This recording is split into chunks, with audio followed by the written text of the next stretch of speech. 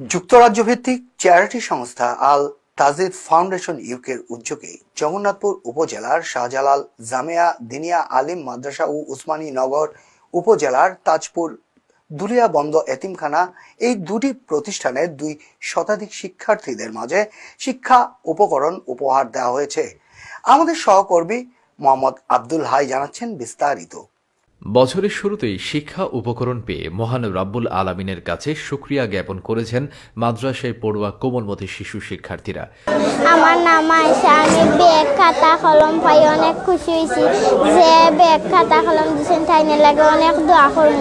আমাদের পক্ষ থেকে তাদেরকে সালাম দিলাম।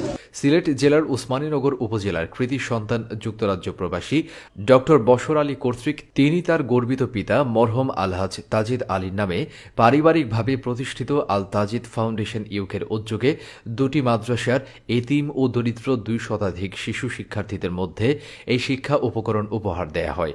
বৃহস্পতিবার দুপুরে জগন্নাথপুর উপজেলার শাহজালাল জামিয়া দিনিয়া আলিম মাদ্রাসায় শিক্ষা উপকরণ বিতরণ উপলক্ষে আলোচনা সভায় প্রধান অতিথির বক্তব্য রাখেন আল তাজিদ ফাউন্ডেশনের চেয়ারম্যান ডক্টর বশর আলী।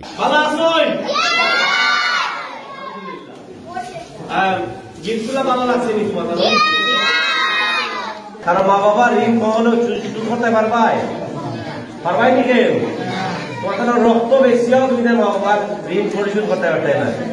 মাদ্রাসার সভাপতি মাস্টার মাওলানা আব্দুল তাহিদ এর সভাপতিত্বে ও আল তাজিদ ফাউন্ডেশনের Bangladesh team leader K M Suyed আহমেদের পরিচালনায় বক্তব্য রাখেন মাদ্রাসার principal Maulana Abdul Kabir, vice principal Maulana Lutfur Rahman, শিক্ষানুরাগী মাওলানা আজিজুর রহমান, ফাউন্ডেশনের প্রতিনিধি আব্দুল কাদির লাকসান। মানবিক কাজের স্বীকৃতিতে মাদ্রাসার পক্ষ থেকে ডক্টর বশর আলীকে সম্মাননা স্মারক ক্রেস্ট প্রদান করা হয়।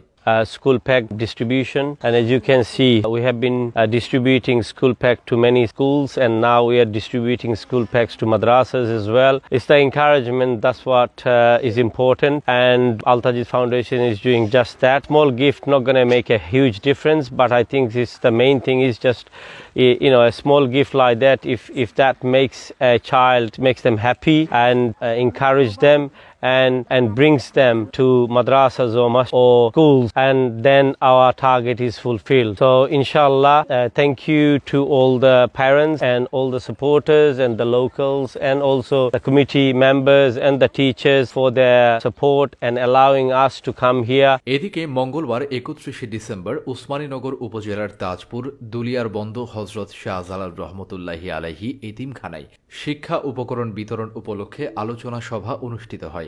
এতে প্রধান অতিথির বক্তব্য রাখেন আল তাজিদ ফাউন্ডেশনের চেয়ারম্যান ডক্টর বশর আলী। আল তাজিদ ফাউন্ডেশনে কিতা করে এটা অবশ্যই তুমি শুনছো, শিক্ষাই জাতির মেরুদণ্ড। ঠিক হযরত শাহজালাল রহমতুল্লাহি আলাইহি এতিমখানার পরিচালক রেজওয়ানুর রহমান চৌধুরী শাহিনের সভাপতিত্বে ও ফাউন্ডেশনের বাংলাদেশ কোঅর্ডিনেটর নাবিল আহমেদের পরিচালনায় বক্তব্য রাখেন এতিমখানা কমিটির সহ সেক্রেটারি শাফির আহমদ, ফাউন্ডেশনের প্রতিনিধি মোহাম্মদ হোসাইন আলী।